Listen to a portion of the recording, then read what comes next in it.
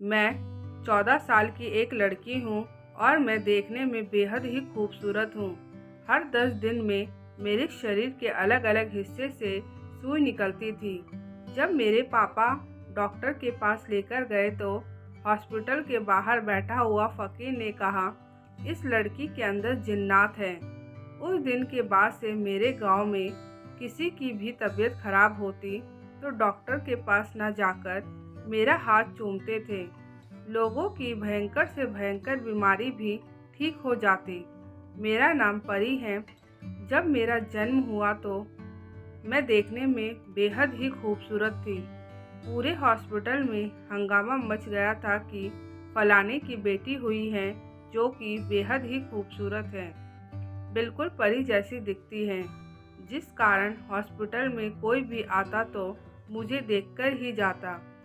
जब मेरे mummy papa मुझे हॉस्पिटल से घर लेकर गए, उन्होंने भी मेरा नाम बिना सोचे समझे परी ही रख दिया। मेरे मम्मी पापा ने मुझे बहुत ही प्यार से पाला। जब मैं 14 साल की हुई, एक दिन अचानक मेरे शरीर से सुई निकलने लगी। मेरे पापा डर के मारे डॉक्टर के पास लेकर गए। जब डॉक्टर मेरा चेकअप कर रहे थे, उसी समय एक फकीर वहां पर आया और कहने लगा, इस लड़की के अंदर जिन्नात हैं। ये लड़की जिसको भी प्यार से देख लेगी या इसके हाथों को अपनी आँखों पर रखकर हाथ को चूम लेगा, उसकी तबीयत अपने आप ठीक हो जाएगी, चाहे कितनी भी गंभीर बीमारी हो। और इस लड़की के अंदर से कुछ लोहे के रूप में निकलने लगेगा। उस फकीर ने जैसा कहा था, मेरे साथ वैसा ही हो रहा था।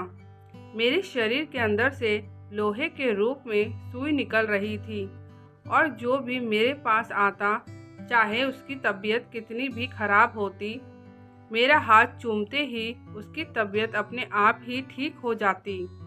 ये बात पूरे गांव में फैल गई। अब मेरे पास दूर दूर से भी लोग आने लगे।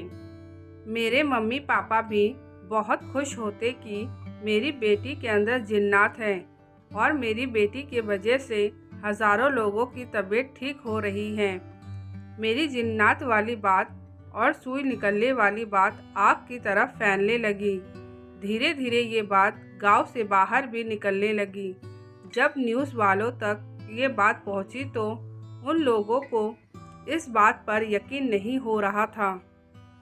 न्यूज़ वाले मेरे घर पर आए और मेरे से पूछताछ किया। मैंने उनको सब कुछ बता दिया कि हाँ, मेरे शरीर से हर 10 दिन में एक सुई निकलता है। न्यूज़ वाले मेरी बात सुनकर अचंभित हो गए और उन लोगों ने मेरा मेडिकल जांच करवाने के लिए शहर के एक बहुत बड़े हॉस्पिटल में लेकर गए, जहां मेरे मम्मी पापा भी साथ में गए। जब हॉस्पिटल के बड़े बड़े डॉक्टर मुझसे बात कर रहे थे, उसी टाइम मेरे पैरों में दर्द हुआ। मैंने डॉक्टर को बताया कि मुझे यहाँ दर्द हो रहा है, तो डॉक्टरों ने मेरे पैर को ऑपरेट किया। ऑपरेशन के दौरान उनको फिर से सुई मिली। जब मेरे शरीर के अंदर से सुई मिली तो सारे डॉक्टर अचंभित हो गए। जब मीडिया वालों ने डॉक्टर से पूछा कि सच में इस लड़की के अंदर से सुई निकला है, तो डॉक्टर ने कहा, हाँ, इस लड़की के शरीर के अंदर से सुई निकला है। उस हॉस्पिटल की जो प्रिंसिपल थी, उन्होंने मीडिया वालों को बस इतना ही बताया। उसके बाद प्रिंसिपल ने हमारे शहर के डीएसपी को फ़ोन किया कि मुझे आपसे कोई सीरियस बात करनी है। डीएसपी तुरंत प्रिंसिपल के पास पहुंच गए मिलने के लिए। प्रिंसिपल ने डीएसपी को कहा, उस लड़की के शरीर के अंदर से सुई ज़रूर निकली है। प्रिंसिपल ने कहा, उस लड़की के अंदर कोई जिन्नात नहीं है, ये ज़रूर किसी की शरारत है और इसकी छानबीन आप ज़रूर करिएगा, क्योंकि वह सिर्फ 14 साल की एक मासूम बच्ची है। डीएसपी ने प्रिंसिपल से मिलने के बाद एक इंस्पेक्टर और एक लेडी पुलिस को इस केस की छानबीन करने के लिए भेजा। इंस्पेक्टर और लेडी पुलिस हमारे घर पर आए और मेरे बारे में पापा और मम्मी से पूछताछ करने लगे कि सुई निकलने का सिलसिला कब से हो रहा है? मेरे पापा ने बताया तकरीबन 8 महीना हो गया है। इंस्पेक्टर ने मेरे पापा से उस डॉक्टर का पता लिया जो मेरे शरीर से सुई निकालता था। इंस्पेक्टर और लेडी पुलिस उस डॉक्टर के पास पहुंचे जो डॉक्टर मेरे शरीर से सुई निकालता था और उनसे पूछताछ की। उस क्लिनिक के आसपास जितने भी और डॉक्टर थे सबसे इंस्पेक्टर ने पूछताछ की। सभी डॉक्टरों को अलग अलग बिठाकर सभी से पूछताछ किया गया। पूछताछ के दौरान बहुत ही गंभीर मामला सामने आया जिससे किसी की रूह तक कांप जाए। डॉक्टर ने कुछ ऐसा बताया जिससे शरीर के रोंगटे खड़े हो गए। उसके बाद इंस्पेक्टर पहुंचा डीएसपी के पास। इंस्पेक्टर ने डीएसपी को पूरा मामला बताया। इंस्पेक्टर ने डीएसपी को बोला, आज से 8 महीने पहले उस लड़की को फीवर हुआ था तो उस लड़की के पापा डॉक्टर के पास लेकर गए।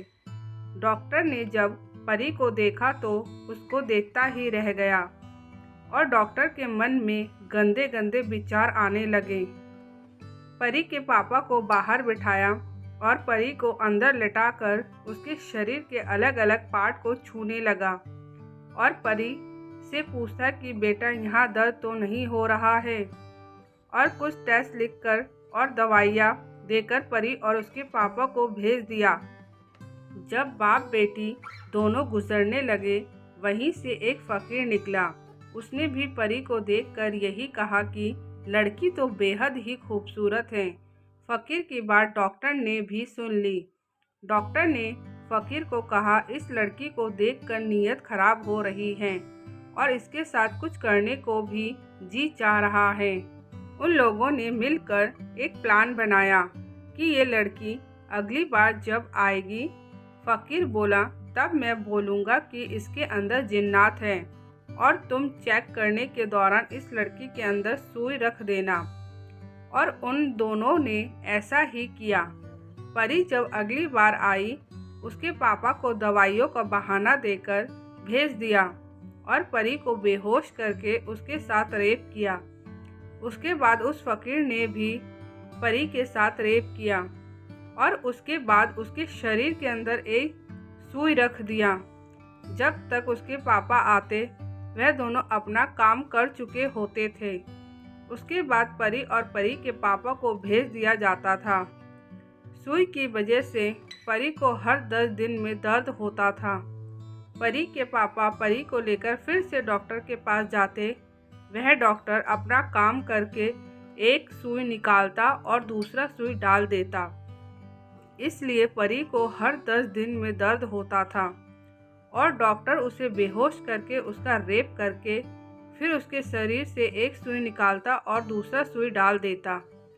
डॉक्टर बेहोश वाली दवा जिस क्लिनिक से लेता था, उस डॉक्टर ने इस डॉक्टर से पूछा कि इतना बेहोश की दवा की ज़रूरत क्यों पड़ रही है। तो पहला वाला डॉक्टर डर गया कि कहीं इसको मेरी बात पता तो नहीं चल गई है। उसने डर के मारे उस डॉक्टर को भी सब कुछ बता दिया। अब साथ में ये वाला डॉक्टर भी परी का रेप करने लगा। इंस्पेक्टर ने डीएसपी को बताया, इस कांड में 3 डॉक्टर और एक फकीर मिला हुआ है और ये सिलसिला करीब 8 महीने से चल रहा है। डीएसपी इंस्पेक्टर की बात सुनकर बहुत हैरान हो जाता है कि ये दुनिया शर्मसार हो रही है। डीएसपी इस मामले का पूरा फाइल बनाकर आगे भेजता है और उन 3 डॉक्टर और उस फकीर को गिरफ्तार करने का हुक्म देता है। जब उन लोगों को मीडिया के सामने पेश किया जाता है तो डॉक्टर और फकीर डर के मारे सारा जुर्म कबूल कर लेते हैं, जिससे मीडिया वाले और आम पब्लिक उन लोगों के ऊपर थू थू करते हैं कि ऐसे डॉक्टर से इलाज कराने से अच्छा है कि हम मर जाएं। डॉक्टर और फकीर को जेल भेज दिया जाता है और उनको कड़ी सज़ा मिलती है। मैं परी और ये थी मेरी कहानी। लेकिन दोस्तों, मैं आप लोगों से ये ज़रूर कहना चाहती हूँ कि जो गलती मैंने और मेरे पापा ने की वह गलती आप लोग कभी मत दोहराइएगा। इस दुनिया में किसी के ऊपर अंधा विश्वास मत करिएगा और अंधविश्वास पर भी विश्वास मत करिएगा और अपनी बच्चियों को किसी के पास भी अकेले मत छोड़िएगा।